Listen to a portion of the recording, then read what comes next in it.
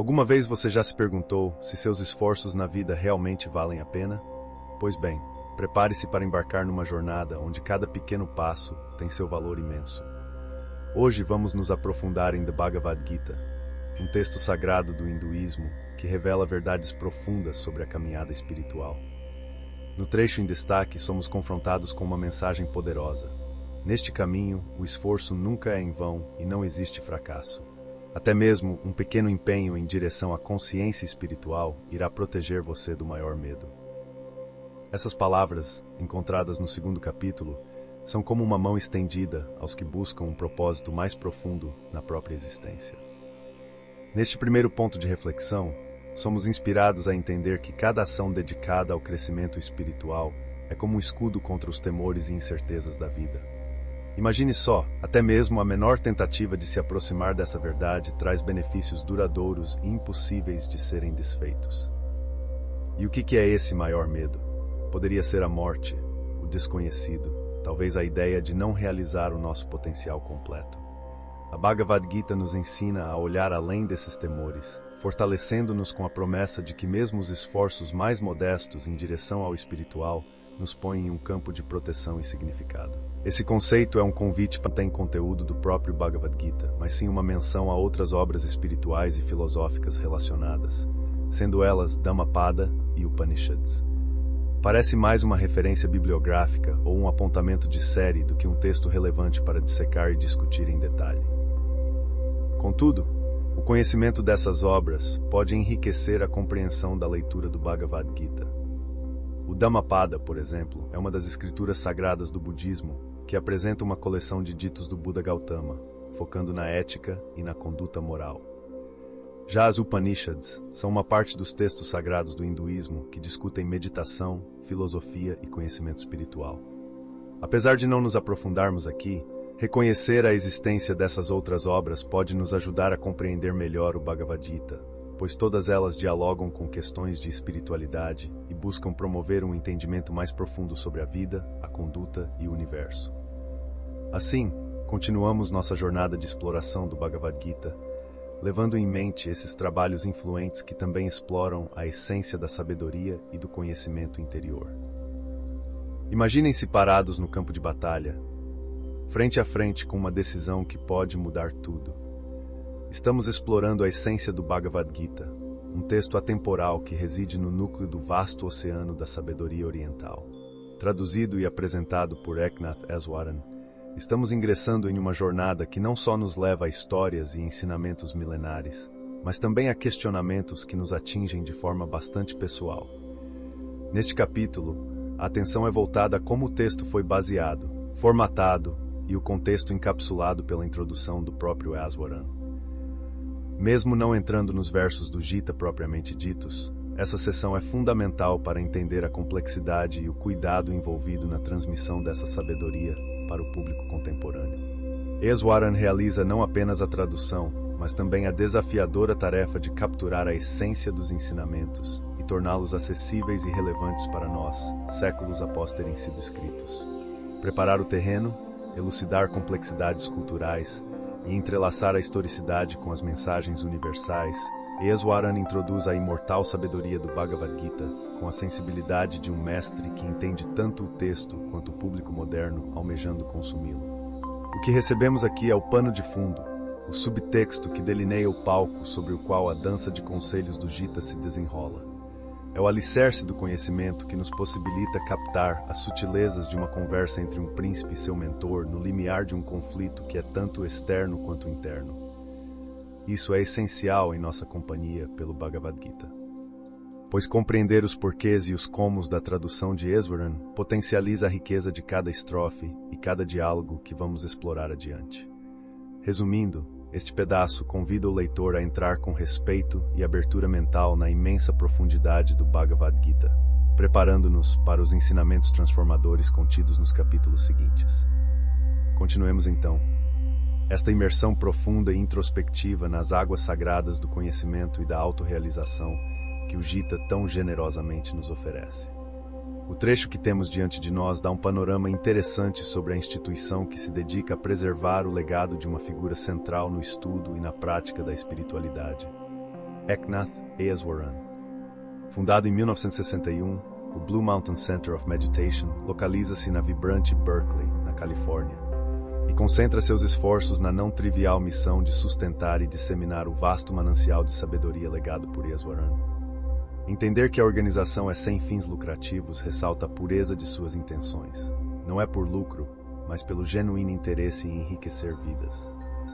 Seu braço editorial, a Nilgiri Press, tem como meta principal publicar obras que orientem pessoas no desenvolvimento de uma vivência espiritual enraizada na rotina do lar e nas atividades comunitárias. É um trabalho que rompe com o dualismo comumente percebido entre o mundano e o espiritual e convida a uma fusão harmoniosa destas dimensões. A contribuição prática deste centro é tangibilizada pelo 8-Point Program de Easwaran, um programa converteral. A oferta de retiros ao redor do mundo demonstra o alcance e a disposição em transmitir esse conhecimento tão vital a qualquer pessoa, independentemente de onde estejam. Para aqueles que se sentem chamados a uma jornada interior mais profunda, o trecho destaca uma porta sempre aberta no Blue Mountain Center of Meditation. Os convites para jornadas reais para ERS, Ofélios ritmos excels contacturizar por licamente estes é um swan com van dom emergite vale specifics coded adrant.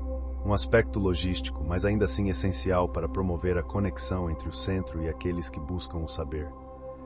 Embora esse trecho não mergulhe nos ensinamentos do Bhagavad Gita propriamente ditos, ele nos dá o valioso contexto de como esses ensinamentos seguem vivos e sendo compartilhados. Assim, no mover desta grande saga que desenrolaremos juntos, é essencial reconhecer e valorizar os atores e espaços que mantêm viva a chama da sabedoria milenar que exploraremos nas páginas deste livro sagrado. No cerne deste capítulo intitulado Renounce and Rejoice de The Bhagavad Gita, exploramos profundamente uma ideia que permeia vários aspectos das nossas vidas: o ato de renunciar. À primeira vista, renunciar pode parecer um gesto de perda ou mesmo uma negação das alegrias do mundo. Entretanto, o texto sagrado oferece uma perspectiva transformadora, o verdadeiro significado da renúncia e como ela pode levar ao verdadeiro contentamento e rejubilação. Renunciar, de acordo com o Bhagavad Gita, não é simplesmente abandonar nossas possessões materiais ou atos físicos. É uma mudança de consciência, um afastamento do apego aos resultados das nossas ações. Quando nos engajamos em atividades mundo afora, seja no trabalho, nas relações interpessoais ou até mesmo nas pequenas escolhas cotidianas, muitas vezes nos prendemos aos resultados que esperamos. Essa anexação cria um ciclo de expectativas e desilusões que pode perturbar a calma de nossa mente e espírito. A verdadeira renúncia ensinada neste capítulo é aquela que direciona nossa ação para algo maior que nós mesmos, sem buscar frutos pessoais. Ao dedicarmos nossos atos e nossas intenções ao divino, ou a um propósito que transcenda nosso pequeno eu, encontramos uma liberdade inigualável. Essa liberdade é a chave para a alegria. Ao renunciar ao apego aos resultados e oferecer nossas ações, vivemos no momento presente com mais intensidade e menos preocupação, porque nosso coração se apazigua na certeza de que estamos alinhados com algo mais profundo. O trecho nos convida a contemplar a postura interior com que abordamos a vida e suas infinitas cituras. Ao internalizarmos essa atitude de renúncia, estamos preparando o terreno para uma experiência existencial mais rica e plena. O Bhagavad Gita nos orienta, de maneira eloquente, a realizar nossas ações com amor e dedicação, mas libertando-nos da ânsia por resultados específicos.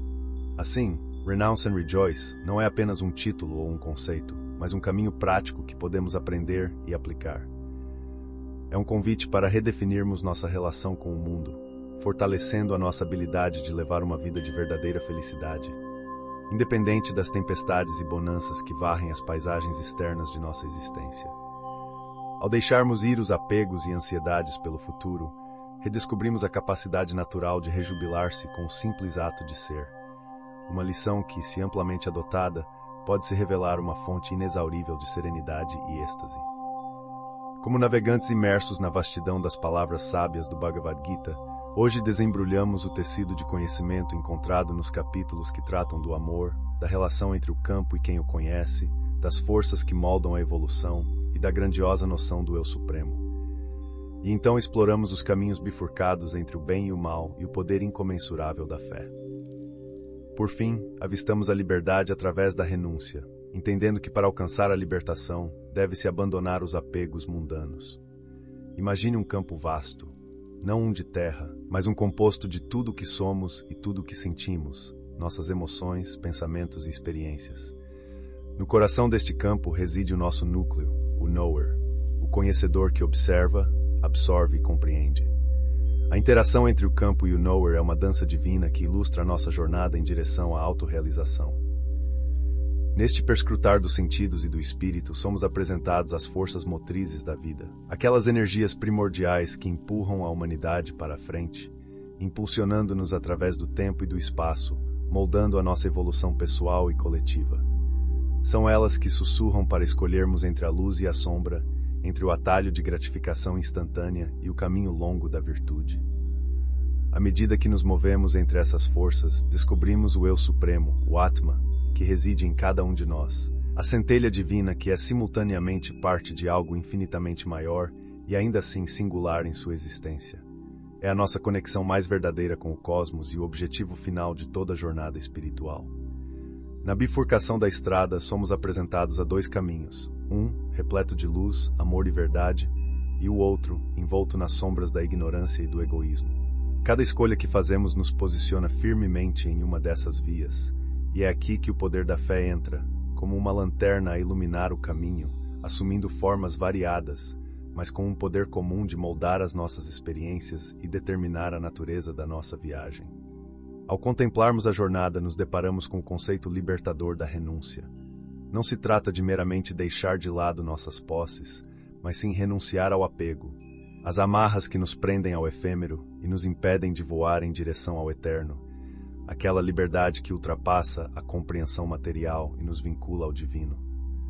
Assim suplantamos a tabela de conteúdos e mergulhamos na essência, retirando de cada capítulo não apenas o significado explícito, mas esforçando-nos para extrair aquele entendimento tácito que nos impulsiona a crescer, amar e, em última análise, transcender. Imagine por um instante que estamos na Inglaterra de outro tempo, onde o lendário Rei Arthur já não é mais do que uma lembrança. Sentimos o açoite do inverno lá fora, mas nos refugiamos no aconchego de um salão iluminado por uma grande fogueira. Um pardal audaz desafia a intempérie lá fora, e num lampejo de coragem, zune para dentro do salão. Sua passagem é efêmera como um raio de sol em tempestade, deixando-nos a perguntar, de onde veio e para onde vai? Este pequeno visitante é uma metáfora poderosa. Seus voos rápidos entre o conhecido e o desconhecido espelham a brevidade da nossa própria existência.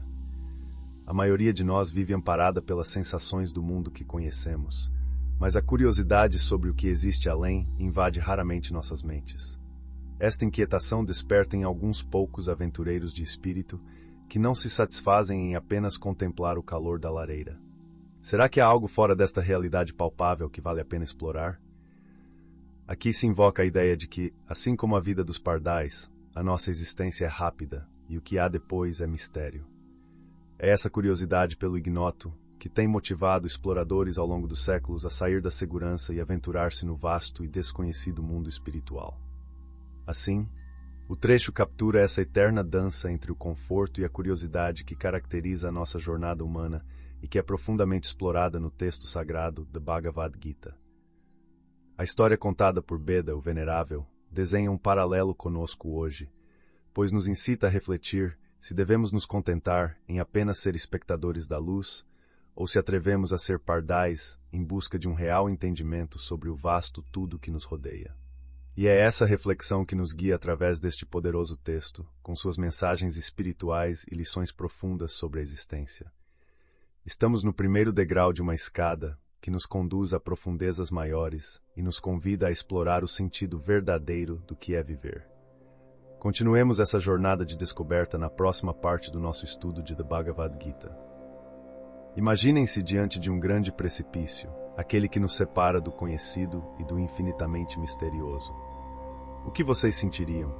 A inquietação, a curiosidade, o chamado para descobrir o que está além.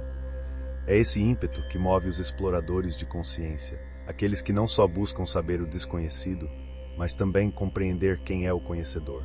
Estou falando de figuras extraordinárias que, enquanto nós seguimos nossa rotina diária, aventuram-se no desconhecido. Nesse trecho que nos aprofundamos, somos levados de volta aos tempos imemoriais, quando aventuras semelhantes foram vivenciadas e relatadas pelos exploradores de sabedoria. Os mestres que trilharam o caminho do autoconhecimento nos legaram mensagens atravessando séculos. São os relatos encontrados nos Upanishads, na Bhagavad Gita e no Dhammapada, textos fundacionais que nos convidam a olhar além do véu dos sentidos. Os Upanishads, os mais antigos desses textos, são como um baú do tesouro que a humanidade tem vasculhado por séculos. Diferentes vozes e experiências foram coletadas como fotografias, cartões postais e cartas do mundo espiritual, sem muita atenção para a procedência ou para as circunstâncias de cada relato. A beleza deles reside justamente nessa variedade e na capacidade de nos transmitir diversas facetas da verdade. Estamos explorando essas mensagens eternas, não só porque estão lá, muito além do nosso alcance habitual, mas porque elas escondem as chaves do nosso próprio ser. E assim como em toda boa viagem, esses textos nos abrem horizontes e nos provocam um incômodo gostoso, aquela ansiedade de quem está prestes a desvendar segredos muito pessoais e, ao mesmo tempo, universais. Embarquem comigo nessa jornada de descoberta. Imagine-se escalando a montanha mais alta de conhecimento humano, onde cada conquista revela uma paisagem mais vasta e encantadora de sabedoria. No trecho que acabamos de explorar, estamos diante do que poderia ser considerado o álbum de viagem da elevação espiritual. Por meio de metáforas vívidas, o texto compara grandiosos registros de conscientização, como fotos de picos majestosos, cada um representando perspectivas únicas dos diversos observadores que já passaram por tais experiências. Estamos olhando para tesouros literários e espirituais. A Dhammapada, com seus ditos atribuídos ao Buda, serve como um guia de campo, agrupando mensagens memoráveis em torno de símbolos ou metáforas, como flores ou rios, para gravar conhecimentos profundos na memória. É um convite para memorizar e refletir, lembrando-nos das pegadas de quem conhece intimamente as trilhas da mente e do espírito. Seguindo adiante, somos introduzidos à Bhagavad Gita, que não é apenas uma coleção de insights, mas um verdadeiro mapa e manual de instruções. Ela nos oferece uma visão sistemática, um panorama abrangente do território espiritual, apontando rotas variadas para o ápice e discorrendo sobre seus benefícios e desafios. Aqui somos aconselhados e guiados.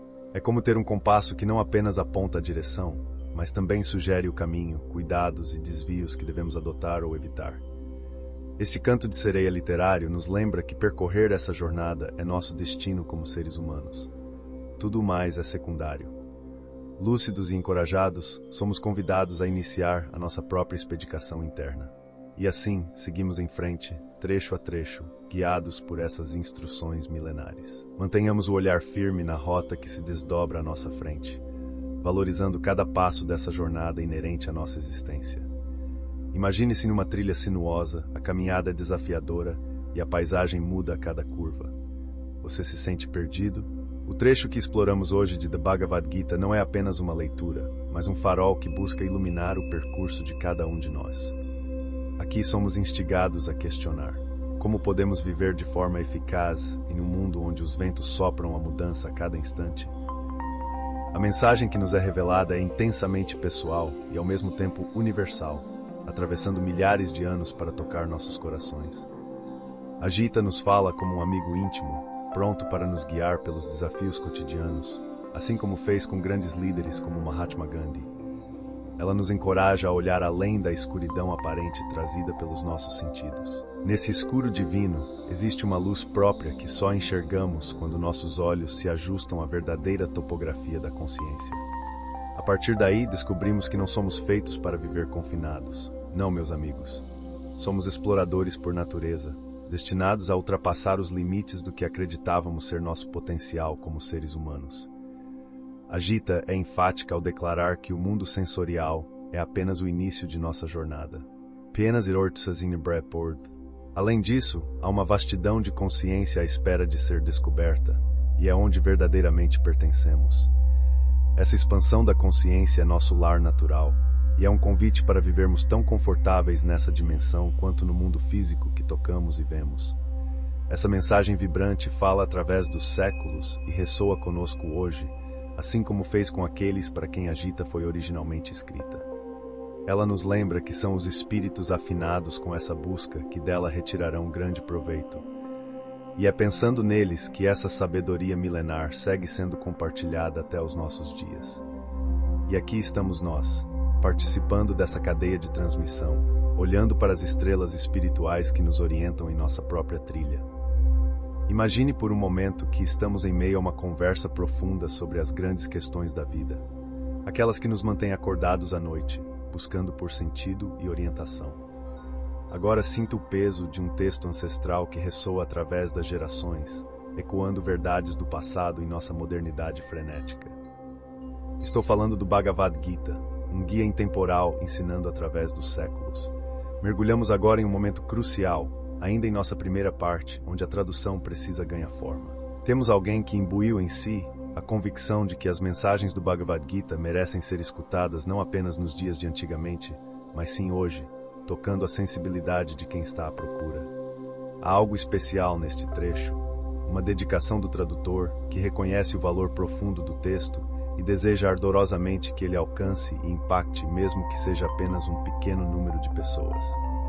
Neste trecho, não descobrimos nada sobre tramas complexas ou diálogos entre deuses e mortais, mas somos lembrados do porquê nos aproximamos destas palavras sagradas.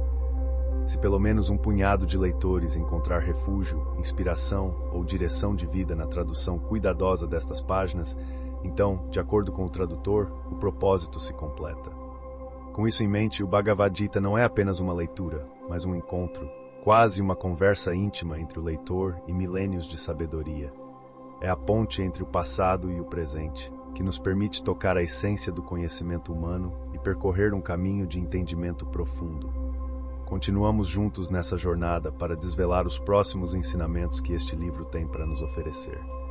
Mantenha-se conectado para acompanhar cada passagem, cada lição que ainda está por vir. Imagine-se embarcando numa viagem de trem pelo coração da Índia, indo de encontro a uma cidade envolta em mistério e história.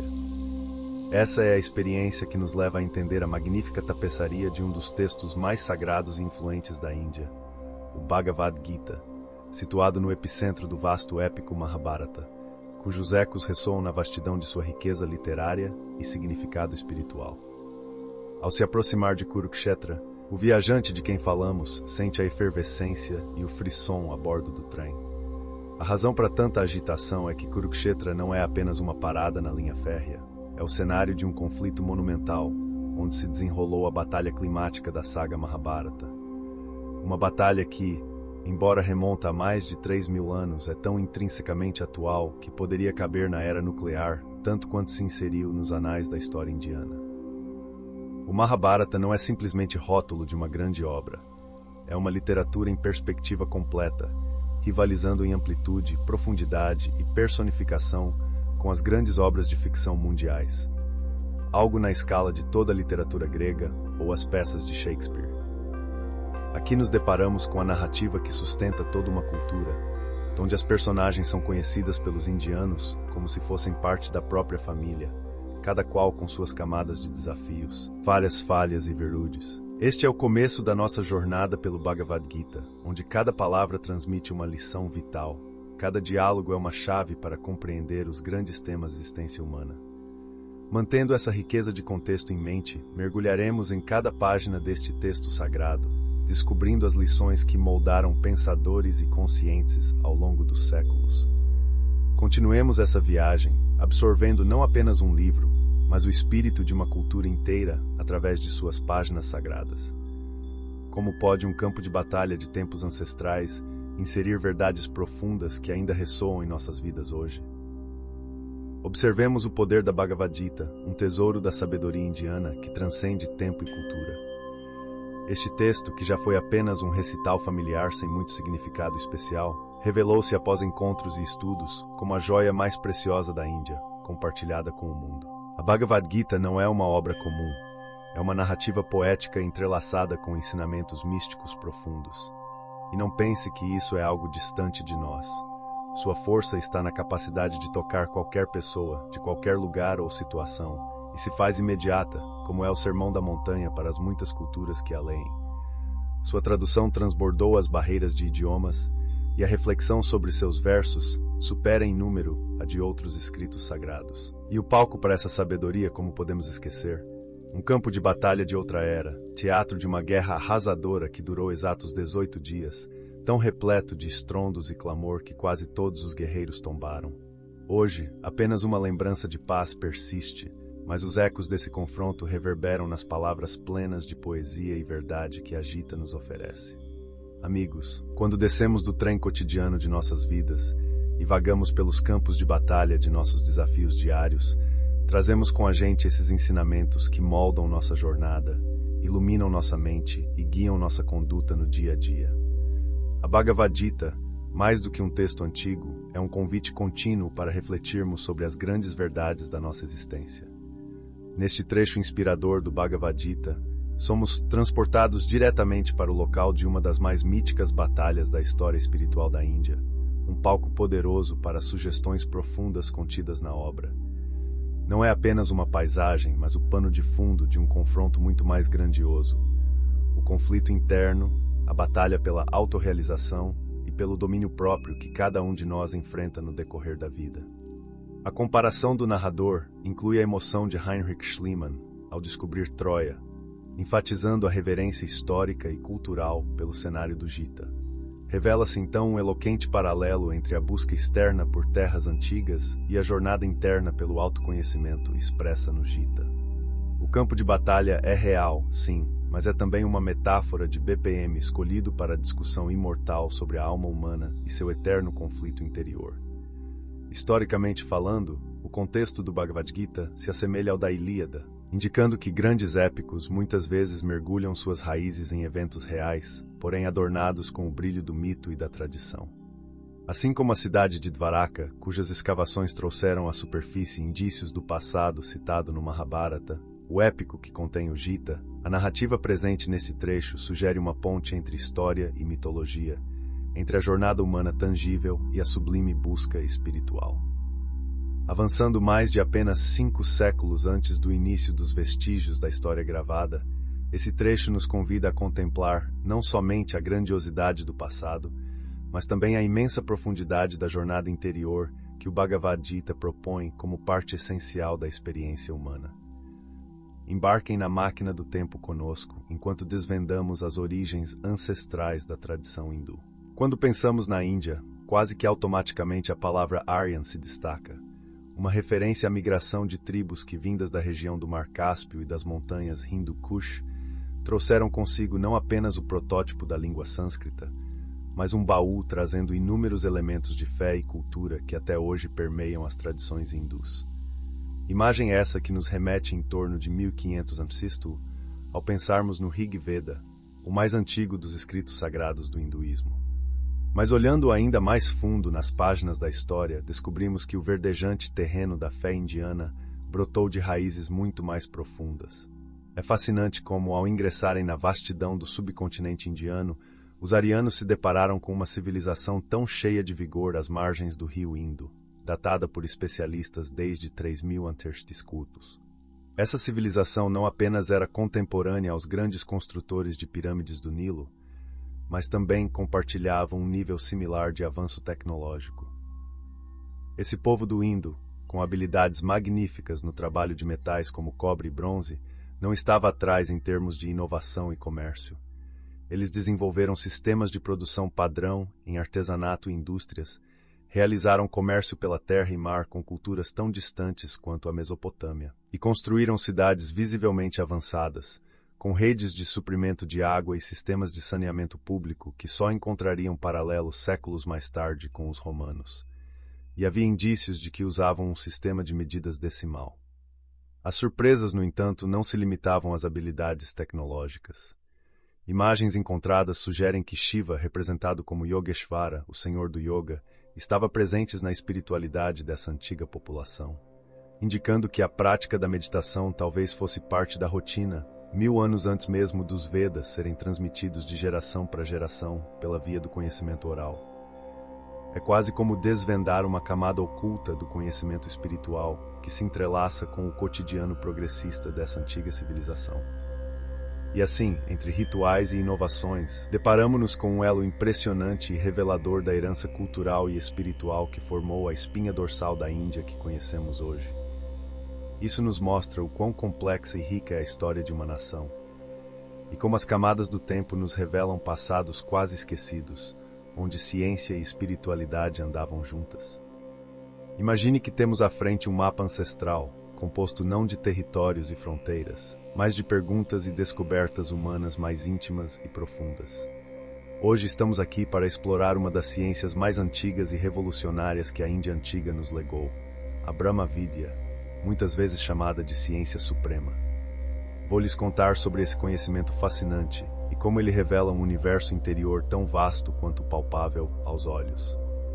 A Brahma Vidya é a investigação científica da mente e da realidade suprema que informa toda a existência. Essa ciência era tão importante que seus princípios e práticas eram ensinados pelos rishis, sábios que se dedicavam ao conhecimento profundo da humanidade e do cosmos. Não procuravam desvendar apenas o que mudava, mas sim aquilo que permanecia constante, eterno e imutável por trás dos véus do mundo material. Durante o início do primeiro milênio antes de Cristo, a Índia antiga aplicou os mesmos métodos sistemáticos que usava em sua tecnologia ao estudo da mente, o que resultou em insights valiosos. Os sábios se aprofundaram nas experiências da consciência humana em busca de verdades absolutas, e suas descobertas foram tão extraordinárias que Aldous Huxley, inspirado em Leibniz, a chamou de filosofia perene, pois são verdades que surgem em todas as épocas e civilizações. 1. Existe uma realidade infinita e imutável subjacente ao mundo em constante mudança. 2. Essa mesma realidade está no núcleo de cada personalidade humana. O propósito da vida é descobrir essa realidade por meio da experiência direta, para realizar Deus enquanto ainda estamos aqui na Terra. Estes princípios formam o alicerce das experiências realizadas para compreender e atingir essa realidade. A maneira sistematizada de entregar esses conhecimentos acontecia nas chamadas Academias da Floresta, ou ashrams, espalhados reclusamente pelos bosques. Aí, o ensino e a prática de Brahma Vidya aconteciam há mais de 3.000 anos, mantendo vivo um legado de exploração interna até os dias atuais. Essas descobertas profundas foram minuciosamente memorizadas e posteriormente documentadas em textos chamados Upanishads. Estes escritos são até hoje considerados os documentos mais antigos e mais puros sobre a ciência do espírito humano. A Brahma Vidya é, portanto, mais do que uma filosofia. É uma ciência da mente e do espírito que busca entender o eterno dentro de nós. E é incrível pensar que após milhares de anos, essa ciência de introspecção e descoberta continua relevante, ensinando-nos que as verdades mais profundas podem estar bem aqui, dentro de nós, esperando para serem descobertas. Continuemos essa jornada de conhecimento, aprendendo com os sábios da antiga Índia, a ciência que conecta todos os seres à realidade última. Imagine debater sobre as origens do conhecimento profundo, aquele conhecimento que some com as raízes em terras sagradas. Estamos falando da natureza dos textos que compõem a herança viva do hinduísmo. Hoje, mergulhamos no solo fértil de sabedoria que nutre essa tradição milenar. Em nosso encontro com o princípio da filosofia perene, temos o privilégio de explorar os vestígios sagrados, os Vedas, testemunhos de encontros místicos inegáveis que resistiram ao teste do tempo. Esses antigos textos são conhecidos como Shruti, que significa aquilo que é ouvido. Isso contrasta com os conhecimentos adquiridos, reforçando a noção de que o autor destes escritos teve uma experiência mística direta com o divino, não baseada em segundos relatos. Os Vedas e suas expansões, os Upanishads, portam esta marca de autoridade direta e, por isso, são vistos como as escrituras primárias do hinduísmo. No entanto, existe um esclarecimento importante a fazer sobre a Bhagavad Gita. Apesar de muitos a considerarem uma escritura secundária, por comparação aos Upanishads, o seu conteúdo também emerge de um acesso direto à divindade. Shankara, respeitado místico do século IX, consciente da autoridade e profundidade multiplicada pela Gita, a inseriu junto aos 10 principais Upanishads como fontes essenciais do hinduísmo. Portanto, segundo essa perspectiva altamente reverenciada, a Gita parece não ser apenas uma parte integrante do épico Mahabharata, mas sim um Upanishad por direito, um enclave espiritual nascido pelas mãos de um visionário, uma peça solitária de uma pessoa inspirada por uma verdade inevitável. Este é o nosso campo de exploração hoje, um espaço onde o divino e o pessoal se entrelaçam inextricavelmente. Continuaremos avançando através desse labirinto sagrado e registrado da experiência humana tocada pelo Eterno. Já imaginou se no auge de um conflito que poderia mudar o destino de todo um mundo, um dos líderes simplesmente perdesse a confiança em suas crenças e buscasse conselhos sobre o verdadeiro sentido da vida? Pois é a essência disso que encontraremos aqui, dentro do universo épico e espiritual do Bhagavad Gita, inserido estrategicamente na obra monumental do Mahabharata. Em nosso capítulo, nos deparamos com um paradoxo curioso. Enquanto as tropas se alinham e a tensão do conflito paira no ar, a verdadeira batalha toma forma em um diálogo íntimo, envolvendo uma crise de consciência. Arjuna, que é um príncipe e um guerreiro notável, se vê tomado pela indecisão. Em um panorama dramático de um campo de batalha pronto para o embate, ele questiona o que é certo e o que é o dever. Krishna, que não é apenas um cocheiro, mas uma manifestação divina, capta a essência dessa hesitação e a transforma em uma profundidade de ensino sobre a alma, sua relação intrínseca com o divino, os diversos planos da consciência e da realidade e o delineamento do mundo fenomenal. Imagine só a complexidade do universo se desvendando em um diálogo, e o príncipe Arjuna, no centro dessa revelação, sendo orientado a ver além das aparências, a compadecer-se tanto dos amigos quanto dos inimigos e a entender o sofrimento alheio como seu. Mas não se engane, apesar de tantas lições de elevação espiritual e compreensão profunda da existência, o ensino não pausa o inevitável. Assim que a sabedoria é compartilhada, o Gita nos devolve ao campo de batalha, onde a guerra segue com toda a sua crueldade e intensidade. Essa mistura surpreendente de elevação espiritual com a realidade brutal da guerra que nos faz refletir sobre o que genuinamente importa tanto da perspectiva individual quanto da coletiva. O Bhagavad Gita funde sabedoria atemporal com as questões universais do dever, da moralidade e do próprio sentido da vida. Imagine-se cercado por uma história de uma guerra épica, onde heróis de ambos os lados caem aos montes, e no final, apenas poucos sobrevivem para contar a história. Agora, pegue esse cenário explosivo e no meio dele descubra um guia tranquilo e atemporal para viver melhor o dia a dia. Assim é o cenário do texto sagrado indiano, The Bhagavad Gita, onde encontramos ensinamentos que nos desafiam a ver além do caos do campo de batalha. O verdadeiro brilho talvez seja a habilidade de encontrar paz e propósito lançados no meio da narrativa de conflito. O Gita, como é habitualmente chamado, serve como um farol numa tempestade que reprime a ideia de que qualquer tipo de violência possa coincidir com seu verdadeiro ensinamento. Mesmo Gandhi, personificação do pacifismo, destacou que um comprometimento sério e sistemático com os princípios do Gita leva naturalmente a um caminho não violento. O cerne da mensagem do Gita é a visão profunda de que a essência divina habita em cada ser, e que reconhecer esse divino nos outros é a manifestação verdadeira de uma vida espiritual. A sabedoria do Gita se traduz em versos poderosos que nos inspiram. É dito que Deus está sempre disponível para aqueles que o veem em cada criatura, e percebendo toda a vida como uma extensão divina, essas pessoas nunca estão desvinculadas do Supremo. Adoram o espiritual no cerne de todos e veem suas ações como emanadas do divino. Viver com esse entendimento significa que as alegrias e as tristezas dos outros tornam-se as nossas também, e é aí que se alcança o estado mais elevado de união espiritual, um enlace que vai além do indivíduo, abraçando a coletividade com empatia e compaixão. Essa é a transformação que o Gita promove, ensinando que quem é desprovido de má vontade, quem é amigável e compassivo, esse é profundamente amado pelo divino.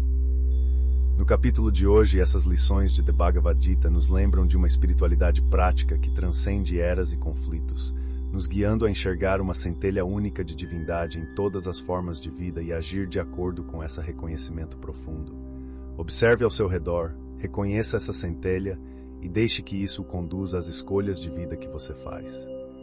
Isso é viver arguindo com o Gita, mesmo distante dos campos de batalha.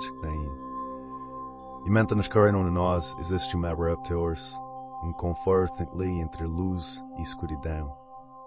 No famoso diálogo que se desenrola no coração do texto sagrado de The Bhagavad Gita, encontramos Arjuna, que todos nós representamos em algum ponto da vida, cheio de dúvidas, diante do Lord Krishna, que personifica as respostas profundas que buscamos. Mas esta não é uma simples troca de palavras em um campo de batalha físico. Estamos falando de uma conversa que ressoa nas profundezas da consciência humana. Krishna, neste sentido, não é só uma figura histórica ou divina, mas simbolicamente é a representação da centelha divina presente dentro de cada ser humano. Essa interação entre Arjuna e Krishna simboliza o diálogo interno, aquele que todos nós conduzimos em momentos de reflexão profunda. Aqui, o texto sagrado nos ensina que o verdadeiro campo de batalha é a mente humana, e o verdadeiro conhecimento é saber que dentro de nós abrigamos uma imortalidade que ultrapassa a diversidade das formas que nos rodeiam. O Bhagavad Gita transcende, assim, a barreira do literário e do filosófico para se firmar como um guia de instrução espiritual. Ele propõe que a autêntica compreensão de sua mensagem só é possível quando reconhecemos que o diálogo entre Arjuna e Krishna ocorre no íntimo de nossa experiência humana, no coração da nossa busca por sentido.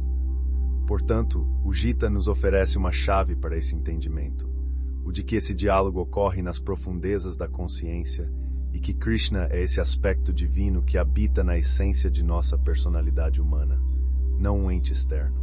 A obra nos convida a ver para além da morte e perceber o imortal no coração de todas as criaturas, e ao fazer isso alcançamos o mais elevado propósito de nossa existência. Nessa jornada de autodomínio, descobrimos que a luta narrada no Gita é essencialmente uma metáfora para o conflito interno entre forças de luz e forças de escuridão que existem em cada um de nós. Imagine o coração pulsando no centro da vida, onde tudo começa, sustenta-se e eventualmente se desfaz. É exatamente essa a mensagem vigorosa que o Bhagavad Gita entrega a Arjuna. A ideia de que o Eu Supremo habita no coração de cada criatura, representando a essência, a manutenção e o desenlace de toda a existência.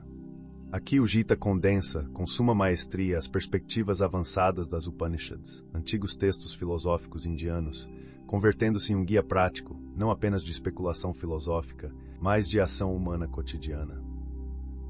Nos adentramos no pano de fundo das Upanishads, que são a base para as ideias cultivadas pelo hinduísmo, e essas mesmas ideias são assumidas pelo Gita como amplamente reconhecidas por sua audiência. Todavia, para aqueles dentre nós, talvez não tão versados em terminologia hindu, o Gita pode parecer um mar de conceitos técnicos e nomes divinos variados. E é fulcral atravessarmos essa barreira para alcançarmos o cerne da mensagem atemporal do Gita, ainda que isso implique traduzir e desvendar esses termos ao leitor contemporâneo. O hinduísmo, desde os seus primórdios, fala de um Deus único, mas revela sua generosidade ao incluir diversas manifestações de devoção a esse princípio supremo, seja sob uma forma masculina ou feminina, como a Divina Mãe reverenciada por milhões. Esse conceito é tão antigo quanto o Rig Veda, um dos textos sagrados fundamentais que declara: a verdade é uma, mas os sábios lhe dão vários nomes. Há então aqueles que veem em Shiva a personificação do desapego que buscam, enquanto outros encontram esse mesmo desapego em várias outras formas de divindades. Ao nos debruçarmos sobre este trecho do Bhagavad Gita, somos estimulados a contemplar a magnífica tapeçaria do hinduísmo, o Gita assumindo o papel não apenas de refletir, mas de ser um instrutor nessas profundas e diversificadas tradições espirituais, mostrando caminhos para que possamos encontrar nossa própria maneira de viver essa espiritualidade no cotidiano, seja qual for a forma que escolhemos honrar o divino. Imagine-se mergulhado numa cultura milenar, onde anseios espirituais se entrelaçam com as mais puras manifestações da natureza.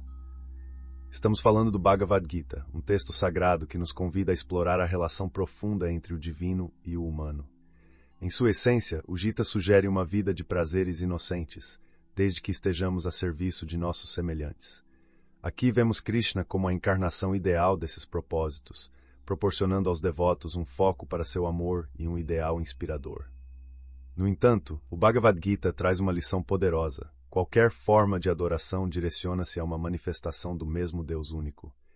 Adentramos um panteão onde seres como Indra, Varuna e Agni não são meros ícones mitológicos, mas sim a expressão de poderes naturais e sobrenaturais que os devotos procuram aplacar através de rituais e reverência.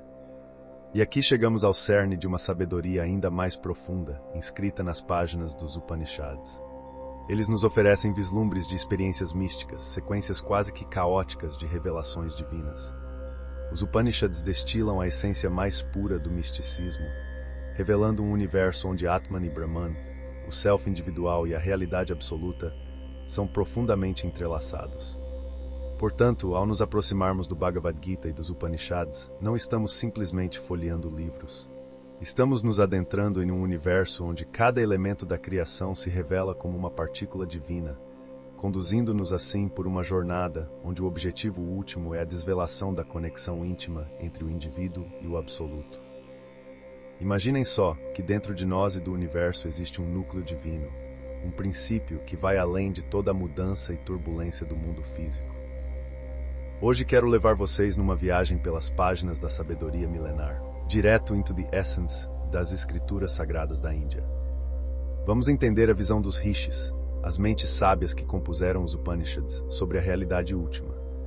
Os escritos dos Upanishads parecem à primeira vista conter contradições, mas na verdade eles estão mostrando facetas de uma joia multifacetada, que é o entendimento do divino. Ora vemos Deus como algo além de tudo que conhecemos. Ora vemos Deus presente em cada parte do universo. Mas essas diferenças são superficiais, pois na essência essas escrituras sagradas compartilham um entendimento comum de conceitos fundamentais. Primeiro temos Brahman, a essência divina que permeia tudo. Atman, que seria nossa centelha divina pessoal. Dharma, a lei que expressa e mantém a unidade da criação. Karma, aquela rede onde cada ação tem uma reação. Samsara, que é o ciclo infinito de nascimento e morte. E finalmente, Moksha, a liberação espiritual, que é o grande alvo da vida. Enquanto na antiguidade as mentes inquietas da Índia já exploravam as ciências naturais e a matemática, os sábios dos Upanishads olhavam para dentro, analisando os dados que a natureza apresentava à mente. Vai além dos sentidos, e o que se encontra não é um mundo sólido e separado, mas um oceano de mudança constante, matéria que se une, se desfaz e renasce em novas formas. Mas aqui vem a grande sacada. Em meio a esse mar de mudanças, eles encontraram algo imutável, uma realidade infinita e indivisível, onde os dados efêmeros do mundo se unem. Esse algo eles chamaram de Brahman, o solo sagrado da existência. Essa análise do mundo fenomenal, curiosamente, tem bastante em comum com a física contemporânea. Um físico poderia nos lembrar que as coisas que observamos não são, no fim das contas, separadas como parecem ser. E aí está, meus caros, a confluência entre a antiga sabedoria e o moderno entendimento científico. Continuemos essa jornada fascinante pela sabedoria dos Upanishads e o que ela revela sobre a nossa realidade. Hoje vamos navegando pelas ondas de pensamento que se entrelaçam na trama de O Bhagavad Gita. Não vemos, mas somos parte de uma realidade que vai muito além do nosso entendimento habitual. Nosso mundo é permeado por uma contínua dança de matéria e energia, uma visão que torna o sólido tão ilusório quanto sombras nas paredes de uma caverna. Arthur Eddington já nos dizia que ao desvendar as ilusões do mundo físico, nos deparamos com a natureza ilusória da substância em si. Da mesma forma que os físicos buscam uma constante em meio à mutabilidade do cosmos, os sábios da antiguidade focaram no Brahman, o princípio de unidade que permeia tudo. Mas o que dizer de nós mesmos, daquilo que chamamos de eu? Não somos uma identidade fixa, mas camadas sobre camadas de fluidez, dos sentidos, emoções, vontades e intelecto. Tudo está em constante mudança. Quem somos nós, então, os observadores de pensamentos e sensações que nunca formam uma figura completa, só passam por nós como um rio que nunca é o mesmo? Dessa forma, assim como o mundo visível de desfaz em energia, a mente se desintegra num fluxo contínuo de impressões e raciocínios, uma sequência de dados incompletos que, assim como as leis da física, revelam pouco sobre a natureza da inteligência. Estamos nesse segmento da nossa viagem pelo Bhagavad Gita, contemplando o quanto somos passageiros de nós mesmos, em um veículo comandado por forças que apenas começamos a compreender. E assim, continuamos explorando esse rio de pensamentos, procurando compreender onde de fato nós estamos em meio a esse fluxo ininterrupto. No cerne da nossa jornada de hoje, meus caros exploradores do conhecimento, entramos em uma das revelações mais profundas da tradição védica. Enquanto pensadores ocidentais, como David Hume, batiam na porta da compreensão da natureza efêmera do eu através da razão pura, sábios da antiguidade na Índia não se contentavam em apenas racionalizar. eles viviam a verdade. O mergulho deles era mais fundo, através da introspecção meditativa, testemunhando diretamente cada camada da existência. E o que eles descobriram aqui, no auge da contemplação profunda, era um terreno onde o ego se dissolve, onde o sentido de ser uma entidade separada simplesmente parece esvair-se. Imaginem só, é como se o alcance da consciência fosse apurado a tal ponto que toda a conexão com o corpo e a mente fosse momentaneamente cortada, fundindo-se em uma singularidade, uma essência pura de ser. No auge dessa introspecção, esses sábios, esses exploradores da mente se depararam com o Atman, o ser interior, um núcleo de consciência imune aos grilhões do tempo e das mudanças do mundo. E a beleza desse encontro é quando você descobre que Atman e Brahman, Deus que habita em nós e Deus que transcende tudo, são de fato um só. Não há divisão entre o eu profundo e o divino. Estamos falando de Advaita, o termo sânscrito que nos diz que não há dois, somente um. Tattvamasi, brada a escritura Chandogya Upanishad. Tu és aquilo. Assim, o eu verdadeiro de cada um de nós é indistinto da realidade divina. Não é apenas um conceito hindu, mas um insight universal que transcende todas as fronteiras culturais e religiosas. O Self, o ser, é um e o mesmo em cada criatura. Este conhecimento revelado vai além do intelectual, tornando-se uma experiência pungente, acessível a cada um que decide aventurar-se nesse mergulho interno, uma jornada de autodescoberta e unificação com o todo. Justamente aqui encontra-se um dos mais preciosos tesouros do conhecimento humano, um vislumbre de algo que une e que liberta, conectando-nos não apenas enquanto seres pensantes, mas como parte inseparável do tecido da vida. Imagine que você pudesse vislumbrar um mundo onde toda a separação entre as pessoas desaparece, onde somos unidos não apenas em essência, mas profundamente unidos na fonte original de nossa existência. Este é o núcleo da mensagem de um grande místico da Europa medieval, Ruysbrock, e que ecoa profundamente no ensinamento fundamental do Bhagavad Gita. Ele afirma, com palavras escolhidas cuidadosamente, que a imagem de Deus está presente de modo essencial e pessoal em cada ser humano. Cada um de nós somos portadores de imagem de forma plena, total e indivisa. E juntos não somos mais do que somos sozinhos. O que nos une é a nossa imagem eterna, que é a imagem de Deus e a fonte de toda a nossa vida, algo que nos torna todos um só. No entanto, essa visão unificadora que Ruysbrock vai ao encontro de um dos conceitos mais delicados do Bhagavad Gita, a experiência de unidade, onde toda diferenciação pessoal desvanece e a vida é contemplada como uma tapeçaria sem emendas. Os mestres nos ensinam que, embora possamos tocar rapidamente esse estado de unidade, a permanência nele é transitória. Logo, a conscientização da mente e do corpo regressa, e com isso, o mundo convencional, cheio de multiplicidade e separação, irrompe diante de nós com grande força, fazendo com que aquela lembrança de unidade pareça tão distante quanto um sonho. A verdade é que acessar esse estado unificado não é um evento único. Ele deve ser vivido repetidamente, até que, enfim, possamos estabelecer-nos de modo duradouro nele. E mesmo no meio da vida comum, mesmo quando submersos nas corriqueiras dualidades do cotidiano, aquele que é estabelecido na unidade consegue enxergar o uno subjacente aos muitos e o eterno por baixo do efêmero. Este conhecimento leva a uma questão incômoda. O que faz com que enxerguemos a completa singularidade e divisão quando, na verdade, existe uma perfeita unidade? O que induz a crença de que somos nossos corpos e não o verdadeiro ser que somos? Os sábios compartilharam uma alegoria milenar para responder. Eles nos convidam a imaginar um homem em sonho, acreditando estar sob ataque. Mantenha-se comigo, enquanto exploramos em traços ainda mais profundos essa sabedoria que foi passada à humanidade, entrando nas complexidades da visão espiritual oferecida pelo Bhagavad Gita e desvendando o mistério por trás das aparências do nosso mundano e transitório dia a dia. Imaginem esse cenário. Vocês estão cara a cara com um tigre enfurecido, sentindo o coração acelerar, os punhos cerrarem e a testa suar diante do medo avassalador. No entanto, é apenas um sonho. Essa experiência intensa ilustra a incrível influência do sonho sobre nós. As sensações vividas em sonhos impactam nosso sistema nervoso tão profundamente que, para ele, são tão reais quanto as experiências despertas. Por mais estranho que pareça, há casos de pessoas que morreram devido aos efeitos de um sonho extremamente vívido. Agora aqui nos aprofundamos em algo fascinante, os Upanishads, escrituras antigos da Índia. Estes textos nos guiam através de 3 estados comuns da consciência, que são o despertar, o sonhar e o sono sem sonhos, cada qual com seu nível de realidade. Mas, e se eu lhes disser que existe um estado ainda mais profundo? É o que eles chamam de o 4º estado, conhecido como Turiya. Este estado é como se fosse um despertar do sono dos sonhos para uma realidade elevada. É uma espécie de evolução da nossa percepção para algo mais profundo.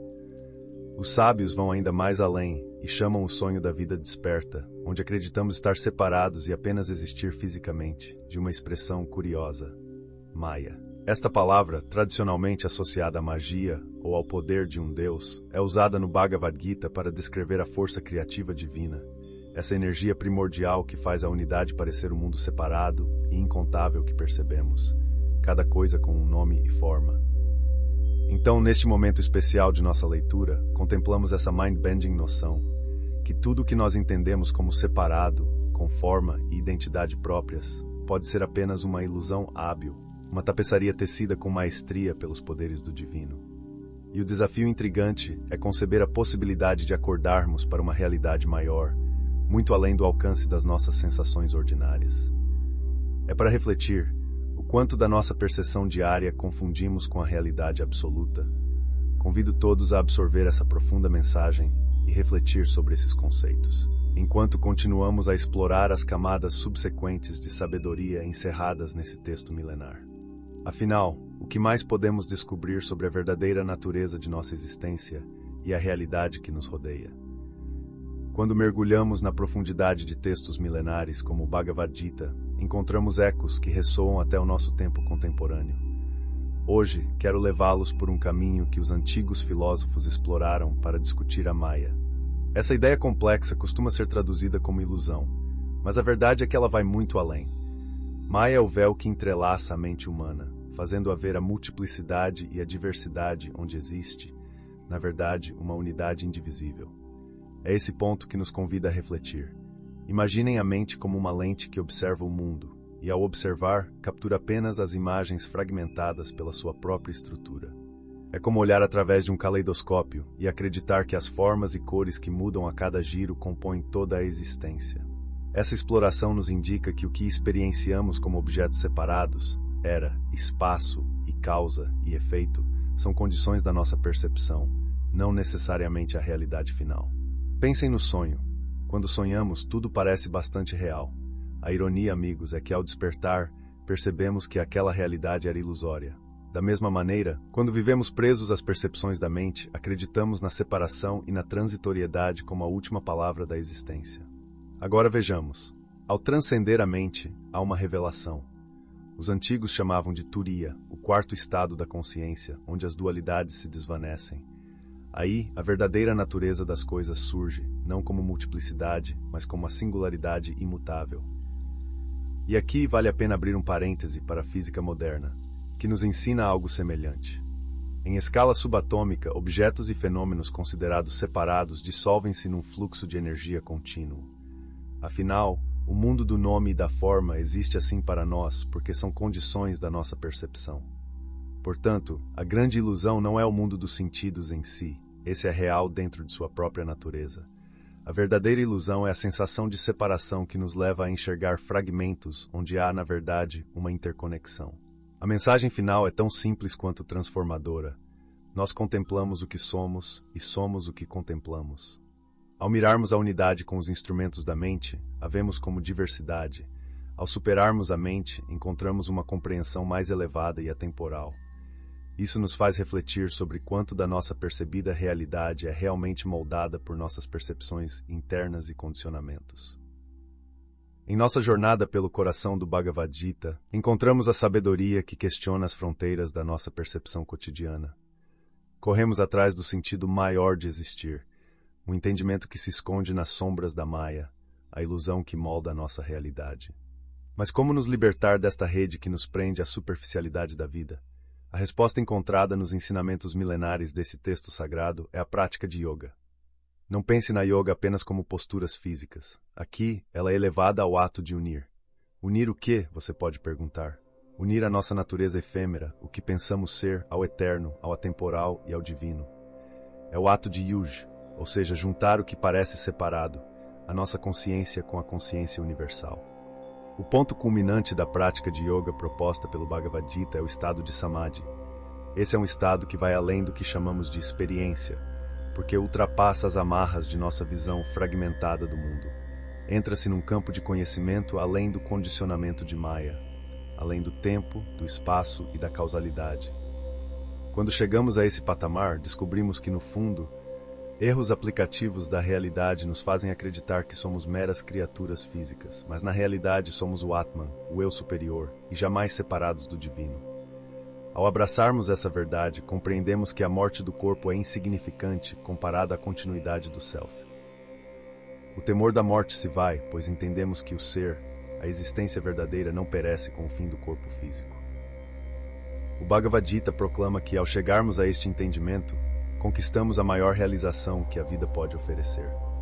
Aquele que atinge essa compreensão vive em estado de pura realização, alheio ao desejo excessivo e imune às cargas pesadas do sofrimento. E frente às muitas faces da vida, enxerga a oportunidade de amar, servir e oferecer. A vida material não intimida mais, pelo contrário, transforma-se em palco para expressarmos nossa verdadeira natureza íntegra e imortal. Lembrando as palavras do texto, a morte deixa de ser mais traumática que a simples ação de tirar um velho casaco. Nesta paisagem de conhecimento espiritual, nada mais resta a ser desejado. O ser completo e autorrealizado nada teme, pois em sua posse já se encontra a última verdade. Tendo Deus sido realizado, a existência humana encontra seu mais grandioso propósito e sentido. Imagina só, dois simples conceitos que seguram nas mãos a essência de toda uma tradição milenar. Não é fantasia, meus caros. Estamos falando de Dharma e Karma, as joias da coroa do pensamento hindu. E o Bhagavad Gita, esse texto cheio de sabedoria antiga, nos apresenta essas ideias não como meras teorias, mas como realidades palpáveis, verdades que você pode sentir e experimentar em sua própria pele. O Dharma é uma palavra tão rica que parece ter um universo inteiro dentro dela. Mas vamos desvendar isso. O cerne do Dharma é aquilo que sustenta. É como se fosse o esqueleto que dá forma à nossa existência, o código vital que nos faz ser quem somos, a virtude que nos mantém íntegros. Um exemplo disso é uma história sobre um sábio à beira do Ganges, que não hesita em salvar um escorpião que está se afogando, apesar das picadas dolorosas. Não é masoquismo, é Dharma. O escorpião fere porque é sua natureza, mas é da natureza do ser humano salvar. Esta pequena parábola nos mostra o alicerce da ética hindu em ação prática. Na escala mais ampla, Dharma é como as regras do jogo da vida, a ordem essencial que enquadra tanto o cosmo quanto a sua própria jornada pessoal. Neste épico que é o Bhagavad Gita, cada palavra e cada versículo vão costurando essas noções em uma compreensão mais profunda de como podemos viver a nossa verdade, guiados por princípios que vão muito além do que os olhos podem ver.